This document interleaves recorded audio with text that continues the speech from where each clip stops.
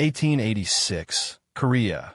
The grandmother who returned as a child every 33 years. The Jeonju Curse.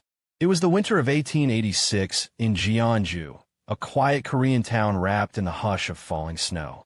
Lanterns flickered in narrow alleyways, their glow swallowed by the night.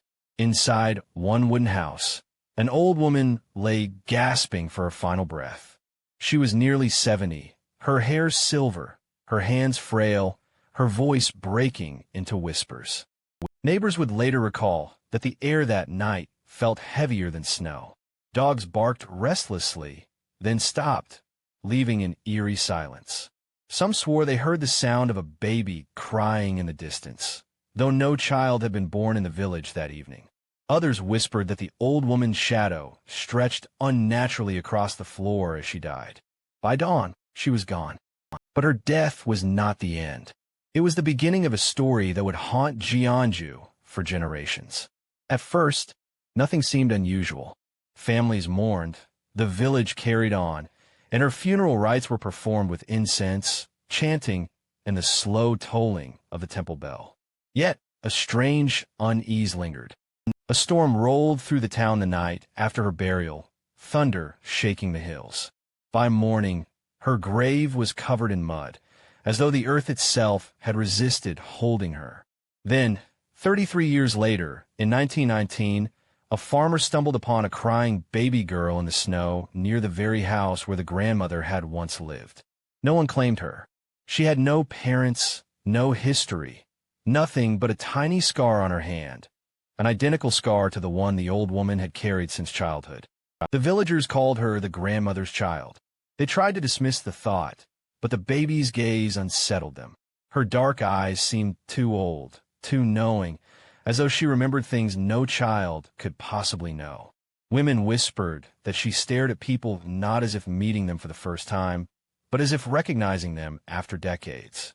As the years passed, the child grew.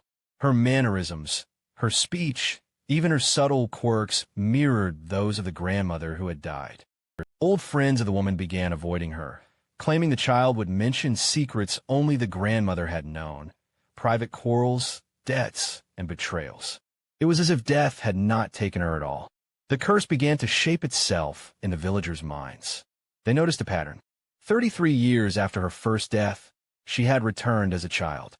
What would happen when that new body aged and withered? Would she die again, only to return once more? Fear spread.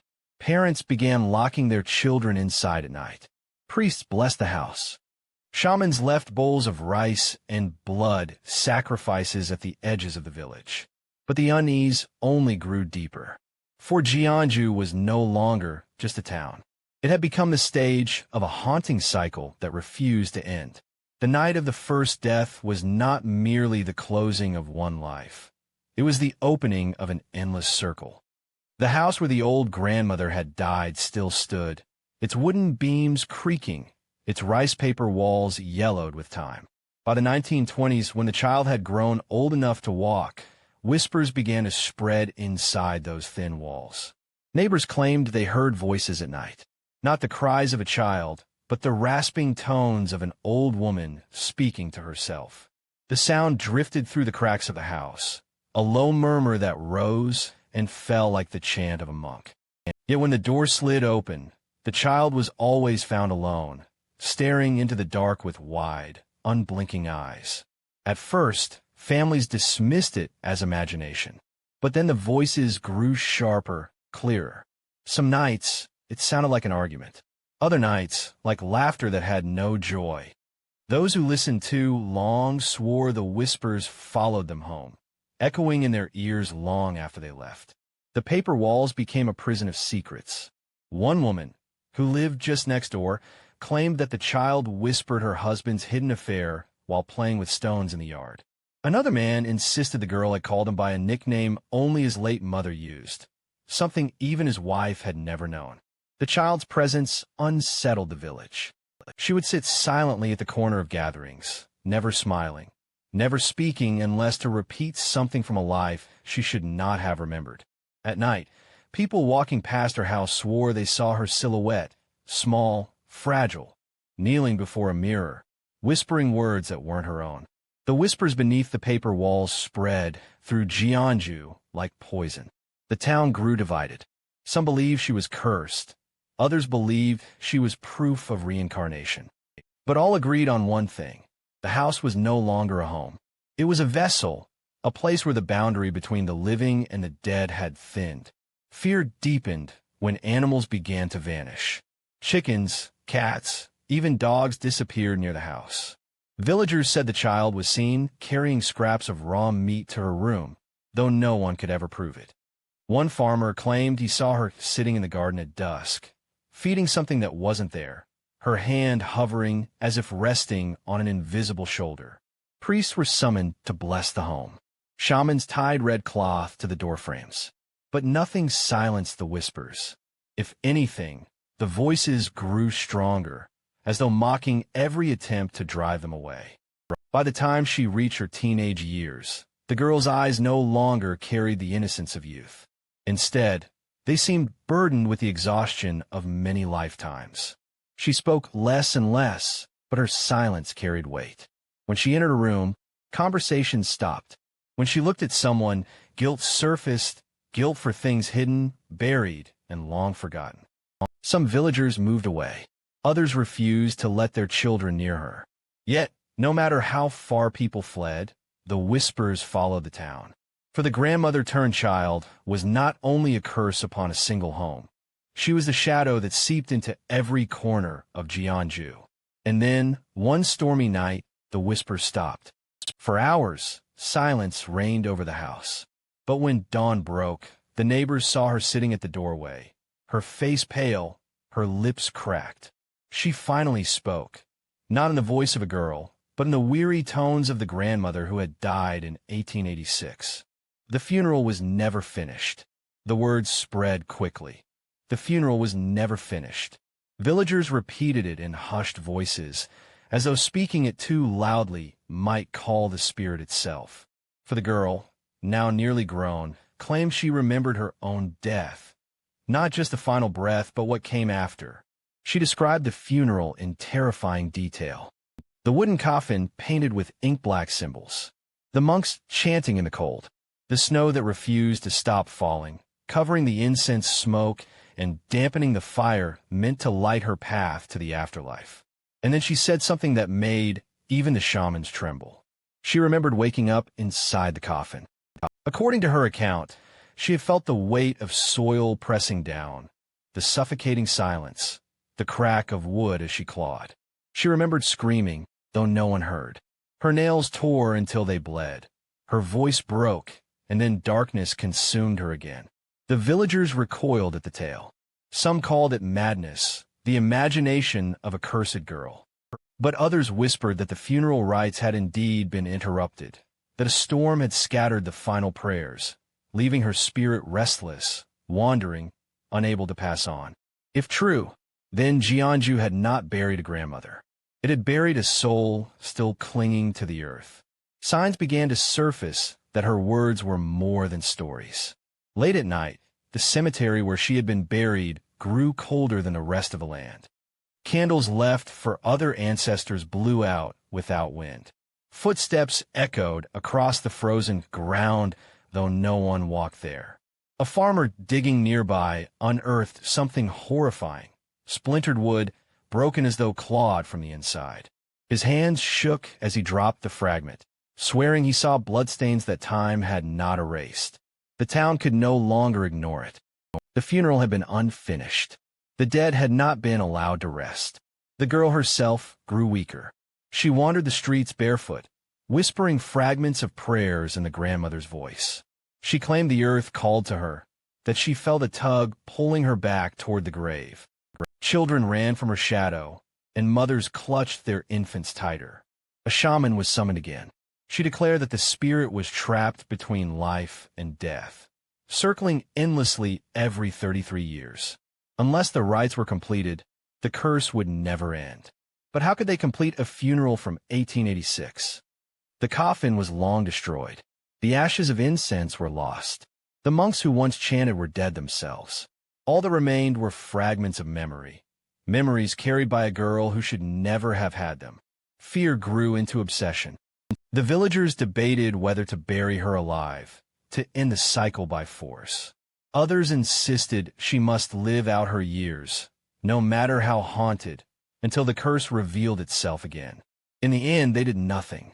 They waited, too afraid to act, too divided to unite. And as the years turned, the girl aged into a woman. The whispers faded for a time, though never fully vanished. Life carried on in Jeonju. Families rebuilt.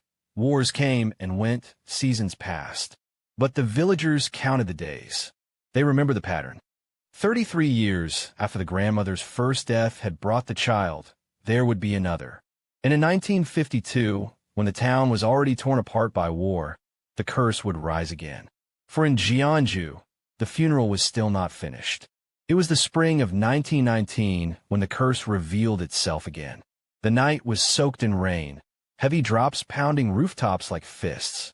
Jeonju's streets ran with mud, and thunder rolled over the mountains like a war drum. A farmer named Choi was the first to hear it, the faint wail of a baby carried on the storm. He searched with his lantern, the flame flickering as the wind fought to snuff it out. At the edge of the village, near the same house where the grandmother had died decades earlier, he found her. A newborn, swaddled in rags, crying against the rain. There were no footprints in the mud. No sign of a mother. No sign of anyone at all. Just the baby, lying in the exact place where the grandmother's funeral had once passed. The villagers gathered quickly. Fear crept into their faces as they noticed the mark on her hand, a tiny scar in the same place the grandmother had borne hers. Some swore the infant's eyes, though fresh and new, carried a depth too old for her body. No one claimed her. No one dared to. She was taken into the village reluctantly, more burden than blessing. Families argued over who should take her in, until finally an elderly widow, too poor to resist, accepted the child. She named her Unhi, but most of the town never spoke her name. To them, she was simply the grandmother's return. Strange things followed her. At just 3 years old, she spoke in full sentences but not in the voice of a toddler. Her tone was weary, her words sharp, as though carried from another lifetime. She often asked neighbors questions about debts, marriages, or secrets, things only the dead grandmother could have known. Worse still, he would sometimes sit in the rain, eyes closed, whispering the same chant that had been sung at the funeral decades earlier. The villagers avoided her. Children crossed the street, rather than pass her by. At night, mothers pressed their hands over their children's ears, afraid the whispers drifting from her window might reach them. Then came the first disappearance. A young boy, barely 10, was last seen playing near the house where Unhi lived. His footprints led into the mud, circling the old garden, and then stopped. His parents searched for days. They found no trace. When asked, Unhi said softly he followed the voice. Her words chilled the town. Some wanted her cast out, left to the mountains. Others feared doing so would anger the spirit further. The widow who cared for her grew frail under the weight of whispers, until one morning she was found lifeless in her bed, her face frozen in terror. Now the child was alone. Alone, yet never truly alone. For at night, the neighbors swore they saw her sitting by candlelight, holding conversations with someone unseen, her small head nodding as if listening to instructions. By 1930, Unhi had grown into a young woman. She carried herself not with the grace of youth, but with the solemn weariness of one who had lived too long. People began to accept the unthinkable, that the grandmother's soul had not left the world, but instead kept returning, trapped in flesh that was never truly hers. The rain became her omen. Each heavy storm brought dread, as though the sky itself was washing the earth clean before something unspeakable appeared again. And so the villagers kept count. 33 years after the first death, the child appeared in the rain. They knew then, with dreadful certainty, that 33 years later, it would happen again. The Jeonju Mountains were always feared, their ridges sharp like teeth against the sky. By day, farmers avoided the deepest trails. By night, even hunters would not step near. The mountains had long been whispered to house spirits, restless souls who wandered between trees, half seen in the mist. But after Eunhee's strange arrival, the mountains grew darker still. Villagers swore the shadows themselves had changed. Shapes lingered too long. Footsteps followed travelers though no one walked behind. And always the voices. Low murmurs threading through the pines, impossible to locate, yet impossible to ignore. One evening, in the late 1930s, two woodcutters vanished. They had entered the forest together, their axes carried on their shoulders. When their families went searching, they found the axes lying neatly at the base of a tree, blades polished clean. There were no footprints leading away. Days later, Eunhee was seen at the mountain's edge, standing barefoot in the snow, whispering they were called home. The town froze in fear. Did she mean the spirits of the mountains? Or was it her own curse that had claimed them? Superstitions grew stronger. Shamans left bowls of rice, bowls of blood, even small sacrifices at the base of the trails. Yet the vanishings continued. Livestock disappeared. Hunters who dared to climb higher never returned. Some villagers swore they saw Eunhee wandering deep into the forest, her lantern swaying, her small figure vanishing among the trees. Sometimes she returned at dawn, her feet cut and bleeding, her hands carrying stones from the old graves scattered through the hills. She never explained where she had gone. She didn't need to. The silence around her was already heavy with answers no one wanted. By the time war touched Korea in the 1940s, the mountains had become a place no one mentioned aloud. Soldiers passing through refused to camp there, choosing instead to sleep cold on the open plains. Local monks claimed the land itself had been corrupted, caught between the living and the dead, much like the grandmother's soul. And Eunhee, now grown into a woman, began to change. Her hair grayed early, her body frail though she was barely in her 30s. Villagers whispered she was aging too fast, as though she were carrying not just her own years but all the lifetimes before.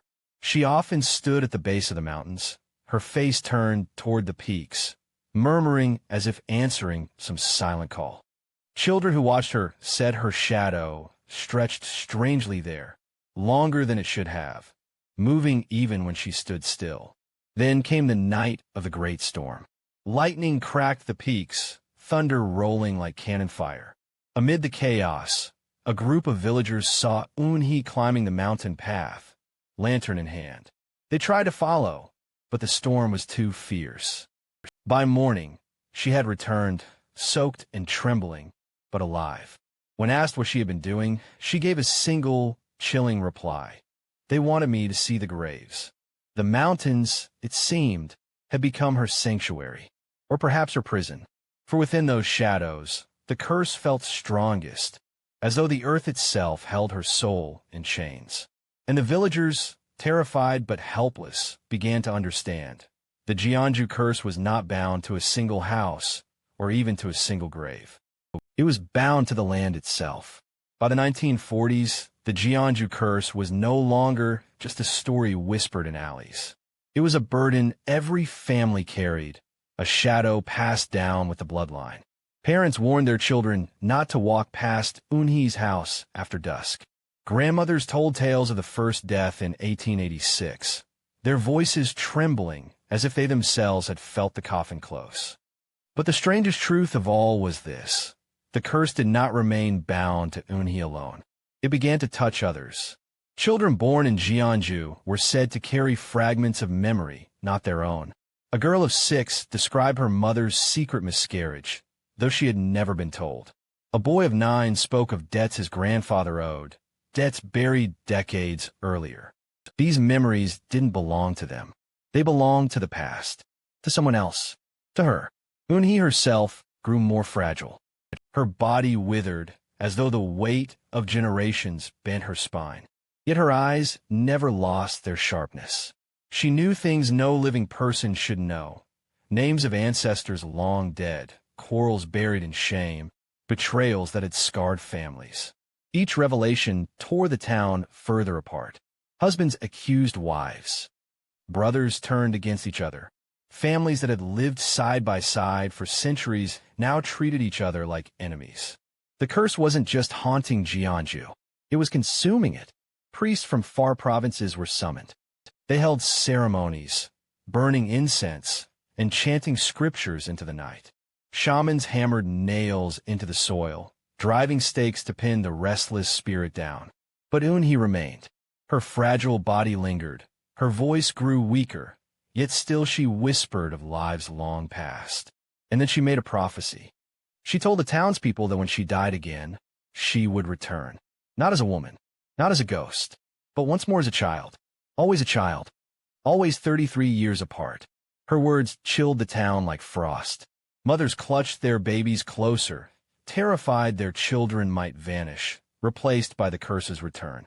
Men whispered about leaving Jeonju forever, yet few had the courage to abandon their ancestral graves. The land held them in place. The curse held them tighter. By 1949, Eunhee's health collapsed. She lay in bed, her skin pale as parchment, her breath shallow. Villagers avoided her home, yet their ears strained for news. Would this be the end? Would the cycle finally break? But they already knew the answer. She died that winter. Her body stiffened in the cold, her scarred hand curling into a fist. The town buried her quickly, afraid of storms, afraid of unfinished prayers, afraid of history repeating itself. Yet even as they shoveled the last mound of soil over her grave, they counted the years. 33. Always 33. They knew the silence would not last. And in 1952, when war flames scorched the nation, the curse would rise again, this time with a vengeance darker than before. By the early 1950s, Jeonju had grown desperate. The curse was no longer just a rumor. It was a cycle that weighed on every birth, every death, every silence between. When Eunhee's frail body finally gave out in 1949, the town breathed a fragile sigh of relief. But deep down, they knew the truth. The counting had already begun. 33 years would pass again. Another child would appear. Another lifetime would repeat. And so, before it could return, the people sought every kind of salvation. First came the doctors, men from Seoul rode in on trucks, carrying medicines and instruments. They studied Eunhee's belongings, her scars, the old fragments of what's said to be from the splintered coffin of 1886.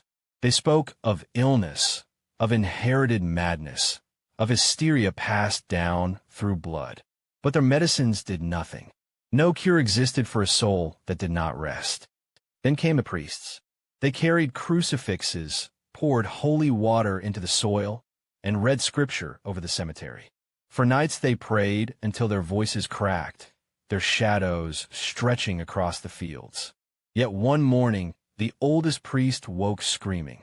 He said a child's voice had whispered in his ear as he slept, "You cannot bury me twice." He left Jeonju the next day and never returned. The shamans tried next. They came dressed in white, drums strapped to their waists, their chants rising like thunder through the night air. They sacrificed roosters, left bowls of blood at crossroads, tied red cloth to the doorframes of every house. They danced until they collapsed, swearing the spirit resisted them, stronger than anything they had faced. One shaman disappeared altogether. Her body was never found, but her drum was discovered in the Jeonju mountains, its skin torn open as if ripped by claws. The others fled, muttering that no ritual could untangle a knot tied in death itself. By now, Jeonju was breaking under the weight of its own fear. Families abandoned their homes, fleeing to towns untouched by the curse. Others locked their doors, praying the cycle would skip them this time. Yet whispers persisted. Every 33 years, always 33, and the signs began again. Lanterns flickered without wind. Graves shifted in the rain. A baby's cry echoed in the alleys, though no child had been born. The townspeople counted each sound like an omen. When the Korean War erupted, Jeonju was already drowning in dread. Soldiers marched through, their boots heavy on the mud roads. Yet even they felt uneasy. The villagers warned them of the curse. Most laughed, until their rifles jammed without reason, until their dogs refused to enter certain streets, until one soldier swore he saw a little girl watching him from the cemetery, her eyes glowing faint in the moonlight. The doctors had failed. The priests had failed. The shamans had failed. And still, the 33rd year approached. The villagers prayed that war itself might bury the curse beneath fire and ash. But they knew better. For Jeonju's shadow was patient. It always waited. The Korean War carved deep scars across the land, and Jeonju was no exception. Bombs shook the hills, soldiers marched through the streets, and families huddled in cellars as the sound of gunfire echoed across the valleys. Yet amid the chaos, the curse did not rest.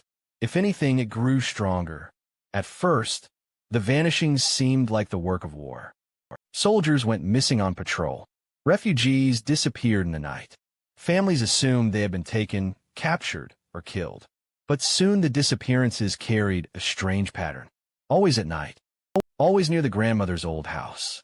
One by one, they slipped away without a trace. A mother fetching water. A child running through the rain. A soldier who dared light a cigarette beneath the old willow tree. Their belongings were left behind. Their voices were never heard again. The silence they left was heavier than the gunfire outside. The villagers began to whisper that the curse fed on war, growing fat on fear.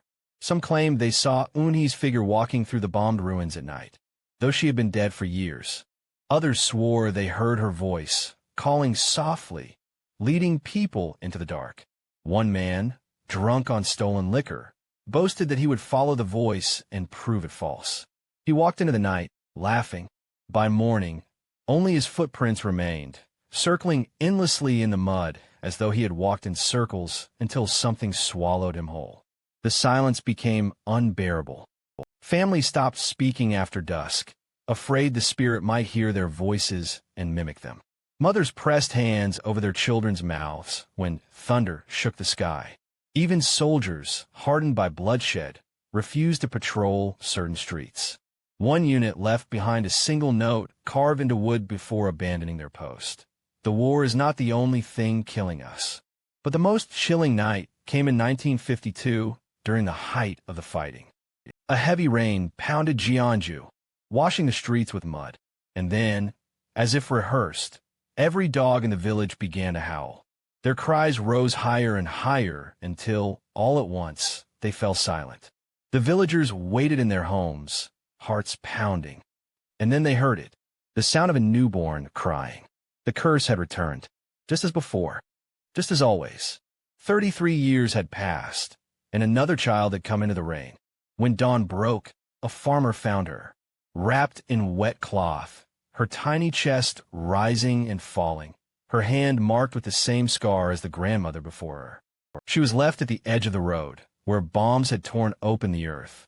The war had swallowed thousands, but Jeonju knew this child was not one of them. She was something else, something older. The vanishings were no longer just the cost of war. They were the cost of the curse. The villagers of Jeonju had dreaded this moment for decades, and yet when it arrived, it felt worse than any nightmare they had imagined. In the spring of 1952, under skies blackened by war and rain, the curse returned. The child was found at dawn, lying in the mud near the same willow tree that had once stood watch over the grandmother's funeral. Her skin was pale, her tiny body trembling against the cold. But it was her hand that silenced the villagers who gathered. On the small palm was the scar, the mark of the one who refused to die. They carried her into the village, though no one wanted to keep her. Mothers turned their faces. Fathers clenched their fists. This was not a baby, they told themselves. This was her. The war raged on around them. Shells burst in the distance. Gunfire cracked through the valleys. Yet the people of Jeonju feared this child more than the soldiers in the hills. They whispered that the spirit had chosen this moment on purpose, that amid fire and blood, it was safest for her to return unseen, mistaken as another casualty of war. But the villagers knew better. They watched as the baby grew. By the age of 3, she spoke words too old, too certain. She asked for names of people long buried. She wept in the night, whispering prayers from the unfinished funeral of 1886.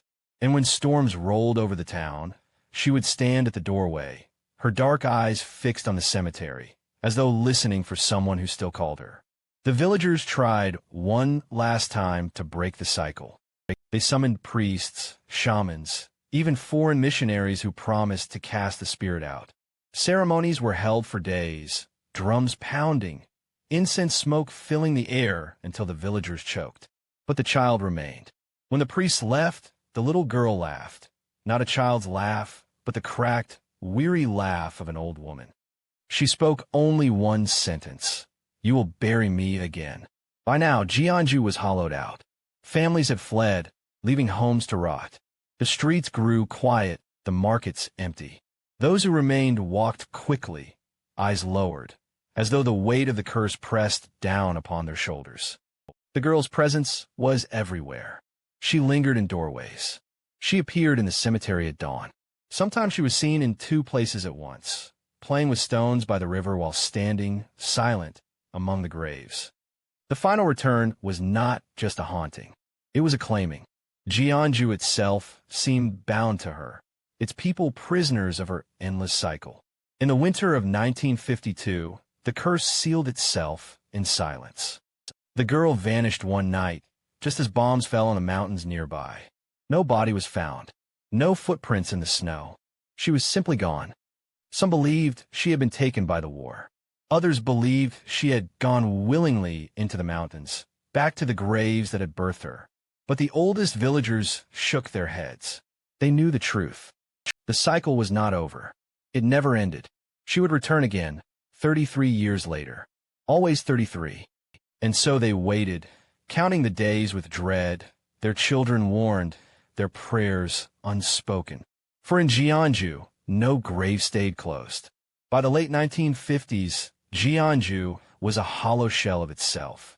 War had passed, but the deeper wound, the curse, still lingered. Families who remained refused to speak of it. They boarded up the grandmother's old house. They tore down the willow tree where the child had last been found. They burned scraps of old funeral cloths and scattered the ashes into the river. But forgetting is not so simple. Even as the villagers tried to erase her memory, the silence carried her name. Children grew up hearing whispers of the grandmother who would not stay dead. They played games daring one another to step near the cursed house. At night, they told stories of the baby in the rain, of voices in the paper walls, of shadows moving in the mountains. And though their parents hushed them, fear glimmered in their eyes. Some fled Jeonju altogether, carrying their lives far away, pretending they had never known the curse. But even in other towns, they claimed to hear her voice in dreams. A knock on the door at night. A child's laugh in an empty room. The sense of being watched when no one was there. It seemed the curse did not belong to Jeonju alone. It belonged to everyone who had once breathed its air. In the 1960s, outsiders arrived, scholars, journalists, and storytellers. They had heard rumors of the Jeonju Curse, of a grandmother reborn every 33 years. They came to collect tales, to write papers, to turn the village's pain into folklore. But the townspeople refused to speak. To talk of her was to invite her back sooner. Some researchers wandered the mountains anyway. A few returned shaken, their faces pale. One refused to write his report at all. He simply said, "The graves are not empty." Decades passed, but the fear did not fade. Families still counted the years in secret. 33. Always 33. They feared that one day, another storm would break, another cry would rise from the mud, another child would appear in the rain. Some swore it already had. A girl born in the 1980s with the same scar, the same piercing eyes, the same way of staring in a silence too long. But others dismissed it as rumor, as fear twisting memory. Still, Jeonju remained quiet, as though the town itself had chosen not to breathe too loudly, afraid of waking what it had buried. The truth is this: curses are never forgotten. They live in whispers, in half-remembered stories, in the uneasy silence of nights when the wind shakes the paper walls. The villagers tried to forget, but forgetting only gave the curse deeper roots. For every 33 years, the count begins again, and somewhere, a child waits to return. In Jeonju, graves are never truly closed.